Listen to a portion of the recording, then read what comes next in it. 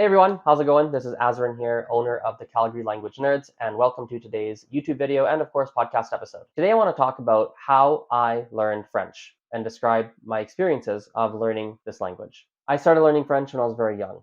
I was 5 years old. Here in Canada, we have what are called French immersion schools.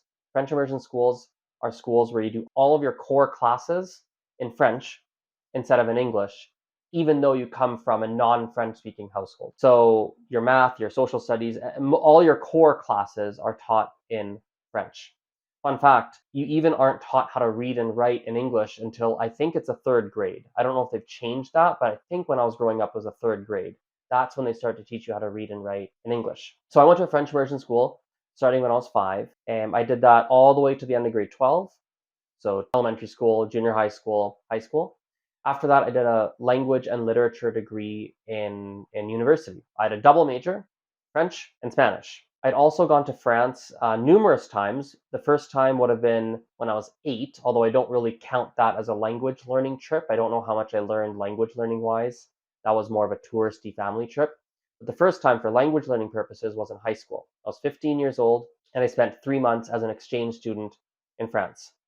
I lived in a very, very, very small hamlet, not even a village, a hamlet. It had something like, I think the population was 500 people at that time, I think. I went to school in the city, but the city was more of a town. And that was the first time I was in a francophone environment. Because here in Canada, I went to school, but all my classmates were English speakers, of course. So it was just the teachers that were the people that spoke to us in French. I went to France numerous times after that, sometimes as a tourist, sometimes to study. In fact, I went to university and did one semester in France as well. Overall, for me, I would say that one of the hardest parts of learning French initially would have been the grammar, because when I was in school, we were taught grammar in what one could call a very traditional fashion. So we're taught the rules, we do exercises, worksheets, things like that. And at that point in time, the grammar rules didn't exactly make sense. I would just make educated guesses as to what something should be written as or how something should be said. That's how I would tend to do it. Because when I was growing up as a child, I was learning French from such a young age, my brain made connections as to how things should be said, but the connections were not always the right connections. Because I didn't have enough input from native speakers around me to make the right connections. So I would speak and people would understand, but there were errors. When I went to France, that got a lot better because I had a lot more input. I was able to ask people more questions about how to say things correctly. Sometimes I was corrected by friends or my exchange student's family. There's also just the natural osmosis that kind of happens when you're in another country to learn a language. Although it doesn't always happen, but it happened for me. There was some form of natural osmosis, I suppose. When I was in France, I was studying French full time. So what that means is every moment of every day was spent thinking about how to improve my French. Every day, 7 days a week, essentially every waking hour. Music was in French. Everything was in French all the time, full time. My dream switched to being in, like, everything was in French. I was dreaming in French. I would forget English words. It was entirely 100% French for 3 months. The pronunciation was difficult as well until I went to France. It was difficult, not necessarily because French pronunciation was difficult, although that was a piece of it. It was just more emotionally difficult because in France I would be teased for what my pronunciation sounded like. I had some kind of an anglophone.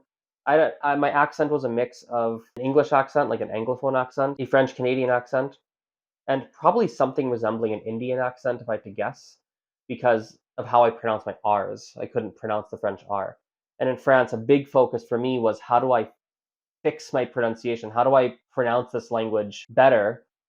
And actually, I used to think when I was in France, I wanted to sound like I was French. I didn't want people to know I wasn't French. That was the goal when I was in France. So I worked very hard on doing that on a day-to-day basis.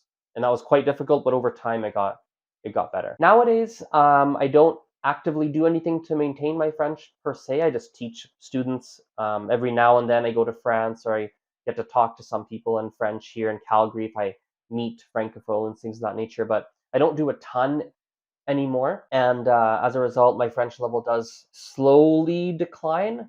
I'm still very fluent, but it's much easier to speak a language fluently if you're actually using it all the time. And it's harder to do so when you're not using it as a part of your day-to-day life all the time. Does that make sense? and I mostly just use it with my students. So it's different from speaking with native speakers. So that's my experience of learning French. If you have any questions, comments, let me know.